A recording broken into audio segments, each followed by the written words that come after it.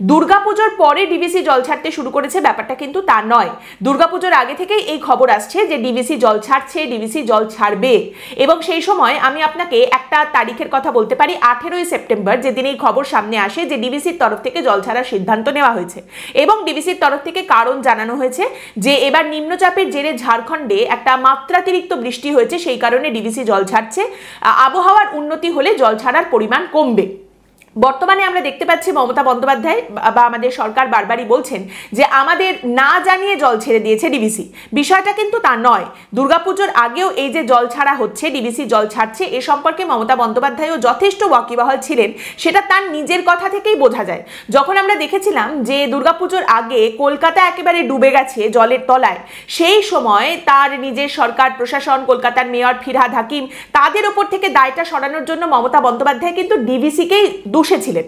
তিনি বলেছিলেন ডিভিসির জন্যই রাজ্যের বিভিন্ন এলাকা ভাসছে।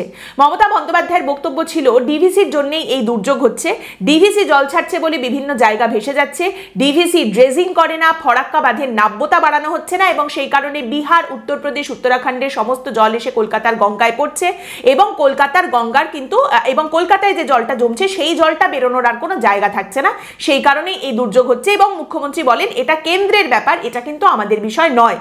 এবং সেই সময় মুখ্যমন্ত্রী যখন বন্যার জন্য কলকাতা ডুবে গেছে তার জন্য ডিভিসিকে দায়ী করেন, ডিভিসির তরফ থেকে একটি সাফ উত্তর সামনে রাখা হয় এবং ডিভিসি বলে দেয় দেখুন আমাদের জল ছাড়ার সঙ্গে কলকাতার বিন্দুমাত্র কোনো সম্পর্ক নেই, আমাদের জল কোনো কলকাতার দিকে যায় না। ডিভিসির তরফ থেকে জানানো হয় আমাদের জল আমতা হয়ে গঙ্গায় মিশে যায়, অতএব কলকাতার জল জমা, কলকাতার বন্যার সঙ্গে ডিভিসির কিন্তু জল ছাড়ার বিন্দুমাত্র কোনো সম্পর্ক নেই।